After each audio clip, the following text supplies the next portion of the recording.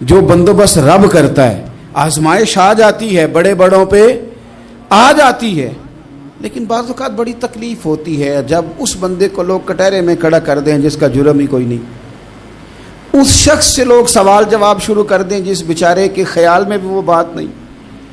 پھر وہاں وضاحتیں دینا, نہ کردہ گناہوں کی وضاحتیں دینا, یہ بڑا بوجھ بنتا ہے, بڑی تکلیف ہوتی, اور لوگ کرتے ہیں یہ کام. پھر اللہ تعالیٰ جب بندوبست فرمائے, صحیح بخاری میں حضرت جریج کا ذکر فرمایا.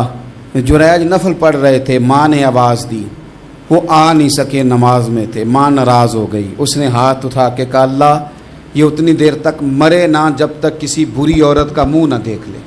عالم صلی اللہ علیہ وسلم فرماتے ہیں جب بھی ماں باپ اولاد کے لیے ہاتھ اٹھاتے ہیں رب ضرور قبولیت کا شرف عطا کرتا ہے. تو جناب جریج کی ماں ناراض ہو گئی, کہنے لگی اللہ اس نے میری بات نہیں سنی. اب تھے تو وہ نیک, لیکن رب کریم کی حکمت کا تقاضا ہے, ماں کی دعا کو بھی قبول کرنا تھا. اللہ نے آزمائش میں مبتلا کر دیا. والدہ تو چلی گئیں, وہ ایک خیمے میں, ایک کٹیا میں, ایک جھونپڑی میں عبادت کرتے تھے, اللہ کو یاد کرتے تھے, رب رب کرتے تھے, اور لوگ ان کی بڑی تعریف بھی کرتے تھے. لوگ ان کے ارادت مند بھی تھے, عقیدت مند بھی تھے, اہل محبت بھی تھے. ایک عورت آ گئی, بس وہ اللہ کی حکمت پوری ہونی تھی. اس نے آ کے پہلے تو انہیں اپنی طرف مائل کرنا چاہا, جب نہ مائل ہوئے تو الزام لگا دیا. پہلے اس نے قائل کیا, جب جناب جنید قائل نہ ہوئے تو اس نے قریب ایک چرواہا تھا, اس چرواہے کے ساتھ جا کے منہ کالا کیا.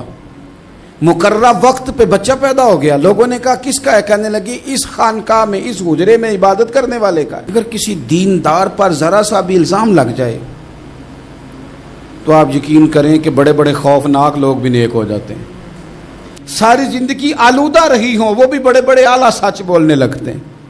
اعلیٰ کچے میرے مکان کی دیوار کیا گری, لوگوں نے تو میرے صحن میں رستے ہی بنا لیے. بڑے لوگ آ جاتے ہیں, پھر بڑا کچھ کرتے ہیں اور بڑے بڑے خوفناک جملے کستے ہیں. بس کو نقطہ جو ہاتھ آ گیا, ایسے جیسے گرنے کا انتظار کر رہے تھے. اب جناب لوگ اٹھے, احتجاج شروع ہو گیا, شور پڑ گیا. یہ بابا بڑا نیک بنتا تھا, نفل پڑھتا تھا, عبادتیں کرتا تھا, دیکھو اس کا حال کیا ہے کہ اس نے ناجائز بچہ پیدا کیا. بغیر تحقیق کے میں کہہ چکا ہوں کہ الجھے الجھے بکھرے بکھرے روز و شب دیکھے گا کون, لوگ تیرا جرم دیکھیں گے سبب دیکھے گا کون. لوگ تیرا جرم دیکھیں گے, سبب کوئی غور نہیں کرتا کہ وجہ کیا تھی. او بھائی کچھ تو مجبوریاں رہی ہوں گی, یوں ہی کوئی بے وفا نہیں ہوتا. اب جب سزا دینے لگے نا تو جناب جریج کہنے لگے تھوڑی سی اجازت دیتے ہو, مار تو تم نے دینا ہی ہے. کہا جناب ٹھیک ہے دیتے ہیں. انہوں نے کہا صرف 2 نفل پڑھنے ہیں. اب وہ نفل پڑھ رہے تھے تو لوگ اس وقت بھی کہہ رہے تھے فراڈ ہی کر رہا ہے, دھوکہ ہی دے رہا ہے. چونکہ ذہن بن گیا نا, بدگمانی آ گئی.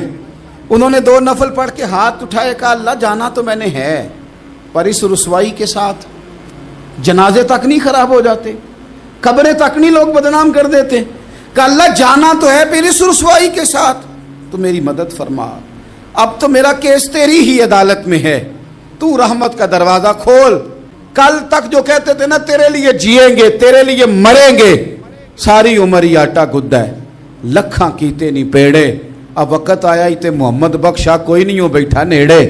ایک بندہ بھی نہیں تھا, ووٹر سپورٹر ساتھ دینے والا کوئی نہیں تھا. تو جناب جنید بچے کی طرف اشارہ کر کے کہنے لگے کوئی نہیں بول رہا, تو ہی بول کے بتا دے تیرا باپ کون ہے, تو ہی بول کے بتا دے کون ہے. اللہ اکبر. میرا رب جب چاہے تو بچے بولتے ہیں, رب چاہے تو گونگے بول. جب کہا نا تو ہی بتا تو بچہ بولا, اور بول کے کہنے لگا میرا باپ جریج نہیں, میرا تو وہ ہے جو بکریاں چرانے والا ہے, وہ میرا باپ. جب رب کریم نے توفیق دی تو بچہ بول پڑا. جب رب بندوبست کرتا ہے کسی کی عزت کی حفاظت کا تو پھر کوئی اسے رسوا کر سکتا. یاد رکھنا جب رب محافظ ہو تو پھر لوگوں کا پراپوگنڈا وہاں کچھ کر سکتا. لوگ کئی دفعہ بڑا گہرا جال بنتے ہیں, سازش کا رنگ بڑا گہرا ہوتا ہے. عام سادے آدمی اس کو سمجھ نہیں پاتے, اس پراپوگنڈے کا حصہ ہو جاتے ہیں, انہیں پتہ ہی نہیں چلتا یہ بات دراصل کیا کی جا رہی ہے. یہ کتنی گہری حسد کی آگ ہے جس کو لوگ بغض کے ساتھ ہوا دے رہے ہیں.